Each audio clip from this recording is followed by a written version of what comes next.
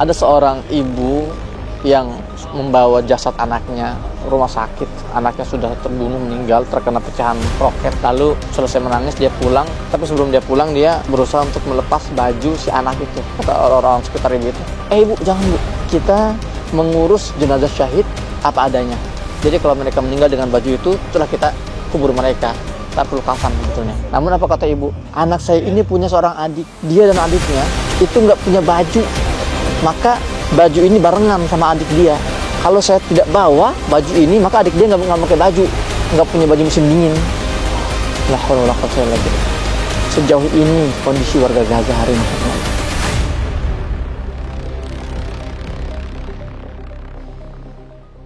Bismillahirrahmanirrahim. Assalamualaikum warahmatullahi wabarakatuh. Alhamdulillah wassalatu wassalamu ala rasulillah. Rabbi syrah li sadri wa yassir li amri wahlul 'uqdatam min lisani yafqahu qawli. Rabbana zidna ilma. Teman-teman, apa kabar semuanya? Kembali lagi bersama saya Muhammad Hussein. Saat ini saya lagi ada di Mesir. Ini sudah masuk ke pekan kedua saya di Mesir. Ada beberapa agenda. Kita ada proyek di Mesir untuk membantu para pengungsi yang ada di Mesir, pengungsi Gaza, dari kalangan mahasiswa, kemudian keluarga yang sedang berobat, korban luka, dan anak-anak yang juga sedang membutuhkan pendampingan dari kita semua. Kemudian kita juga ada rencana insya Allah dalam waktu dekat kita akan mengirimkan 2-3 kontainer bantuan musim dingin ke Gaza melalui Mesir. Kemudian kita akan bergerak ke Yordan, kita akan kirim dari Yordan. Jadi teman-teman, gambarannya seperti ini. Hari ini hanya ada 2 pintu perbatasan yang bisa diakses oleh dunia luar untuk memasukkan barang ke Gaza. Aslinya ada 7 ya. Gaza ini aslinya punya 7 pintu perbatasan, tapi yang bisa diakses itu pun tidak secara efektif, itu cuma 2. Pertama, Karim Abu Salim ya. Jadi Karim Abu Salim ini border yang berbatasan yang berdampingan dengan Rafah. Rafah sudah hancur, Rafah sudah tidak bisa kita akses, dan Rafah ini sebetulnya memang fungsinya bukan untuk border logistik atau komersil ya. Rafah ini adalah border atau perbatasan yang digunakan untuk melintas manusia, perlintasan manusia. Nah, namun selama ini digunakan untuk memasukkan bantuan karena memang saat itu kondisi sedang sangat darurat, dan sekarang pintu Rafah sudah dihancurkan. Jadi sekarang kita memanfaatkan jalur namanya itu Karim Abu Salim. Dari Mesir kita harus masuk dulu bantuannya ke Israel, nanti masuk ke Karim Abu Salim, masuk ke Gaza. Dan dengan catatan, bantuan yang masuk ke Gaza dari Mesir ini hanya bisa menjangkau wilayah selatan dan Gaza bagian tengah.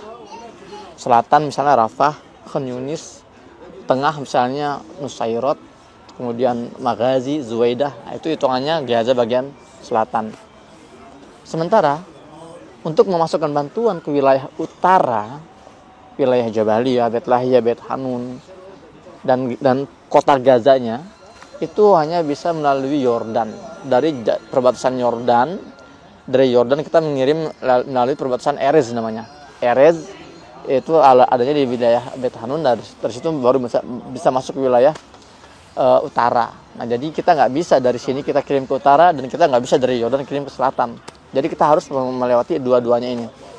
Apakah bantuan bisa masuk? Ya, bisa, namun dengan intensitas yang sangat-sangat sedikit dan kuat-kuatan channel, kuat-kuatan link.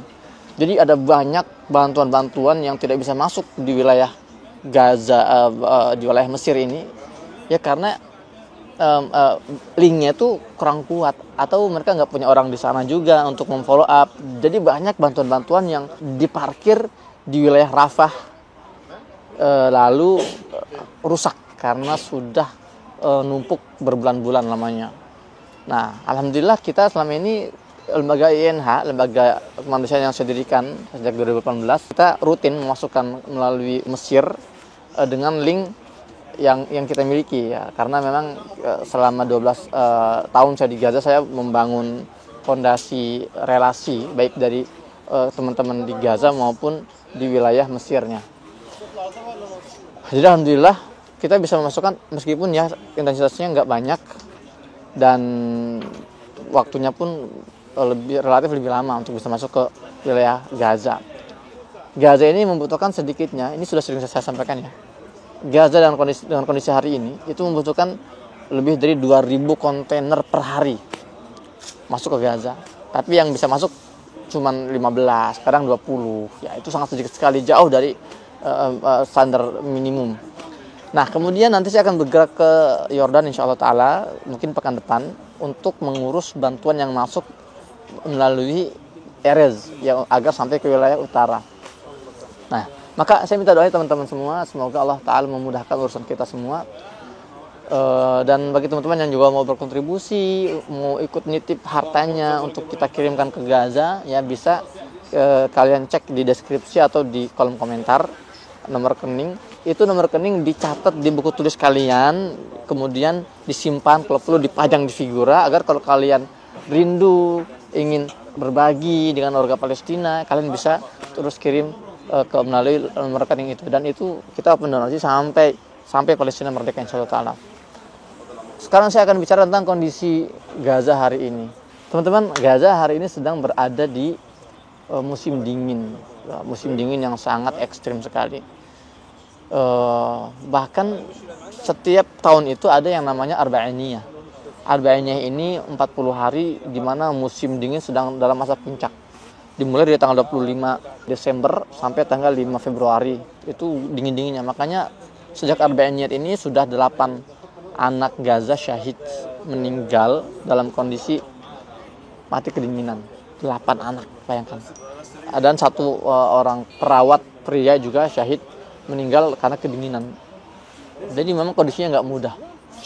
Mereka juga tinggal di tenda-tenda yang tidak bisa melindungi mereka dari rasa dingin.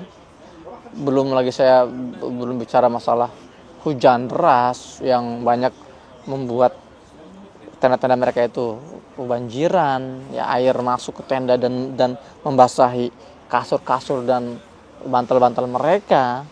Jadi coba sih bayangkan teman-teman kalian dalam posisi mereka, bombardir sebelum tidak berhenti, bam bam bam. Kemudian mereka ya dengan rasa ketakutan itu mereka ingin istirahat, melihat tendanya kebanjiran, kasurnya basah, mereka tidak bisa istirahat di malam hari. Mereka terpaksa harus, ya nggak tahu, saya juga nggak bisa membayangkan. Meskipun saya pernah tinggal di Gaza 12 tahun, tapi saya nggak pernah melihat Gaza sampai tahapan seperti ini, separah ini, gitu loh. Maka dari itu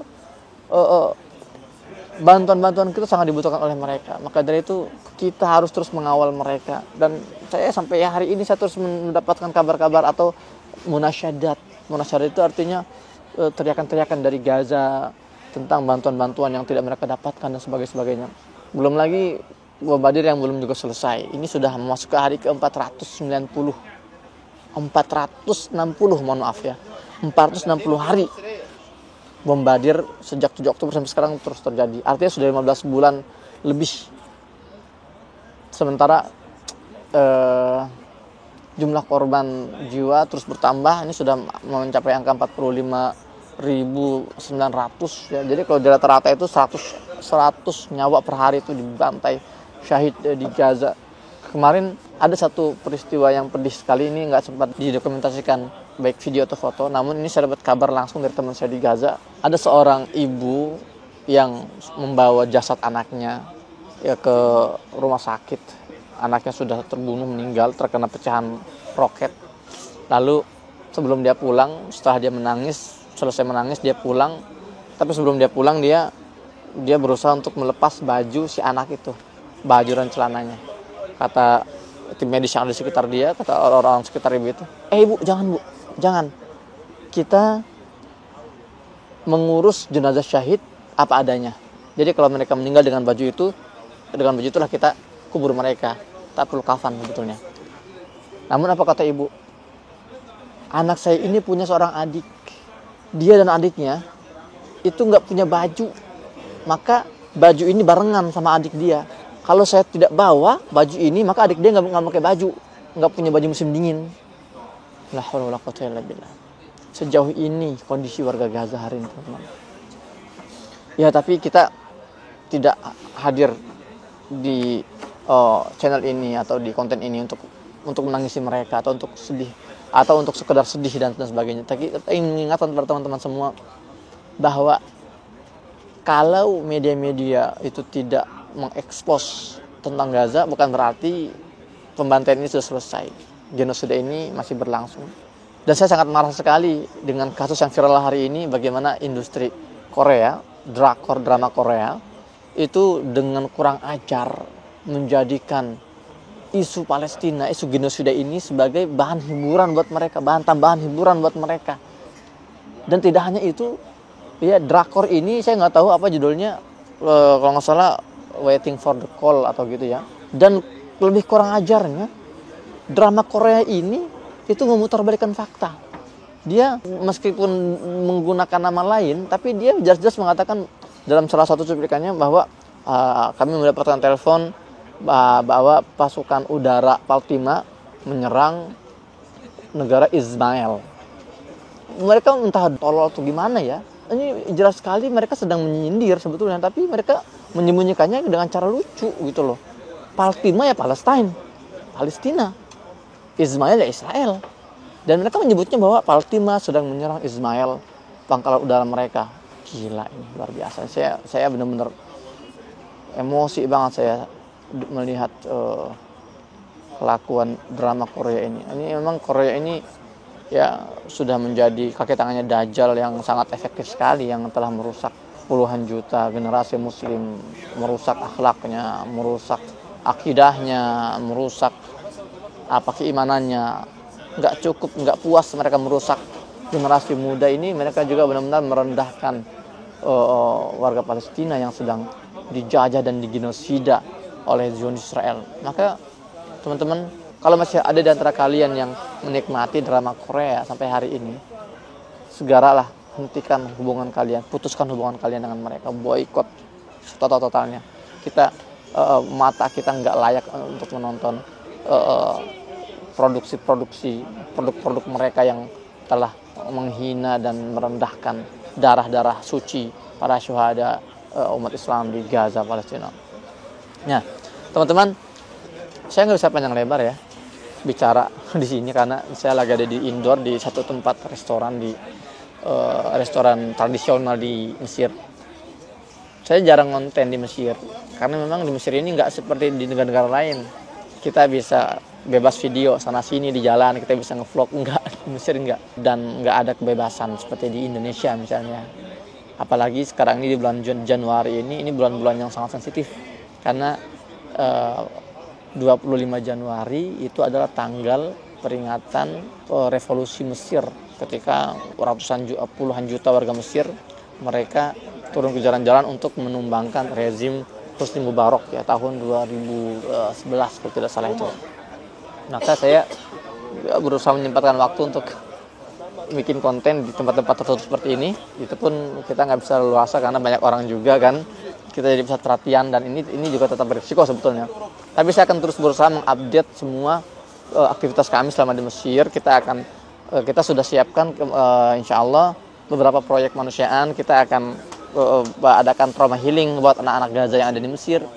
Kita juga akan membantu anak-anak Gaza yang mau sekolah di Mesir, ya mereka nggak punya kemampuan untuk menyediakan buku-buku pelajaran mereka. Kita juga punya bantuan lain, program mengunjungi rumah-rumah warga Gaza yang ngontrak dan mereka nggak punya uang kontrakan untuk melanjutkan kontrak mereka. Itu banyak kasus itu di Mesir seperti itu, banyak sekali. Ya, dan kita juga sekalian tadi saya bilang kita bantu yang di dalam, kita pun bantu juga yang di luar. Ya, selama mereka menderita maka kita harus terus mendampingi mereka, meringankan beban mereka dan menghibur mereka. Ya teman-teman, jadi itu yang bisa saya sampaikan untuk sore hari ini waktu Kairo, Mesir. Semoga kita bisa berjumpa dalam waktu dekat. Follow up terus, stay tune terus di channel Muhammad Hussein Gaza untuk perkembangan selanjutnya. Dan jangan lupa kalian share deh video ini, karena video ini nggak akan muncul di televisi. Maka tugas kita yang menjadi marketing ya, untuk menyampaikan video-video ini agar menjangkau mereka yang mengira bahwa genosida sudah berakhir, bahwa pembantaian sudah selesai. Bersama saya Muhammad Hussein dari Mesir. Assalamualaikum warahmatullahi wabarakatuh.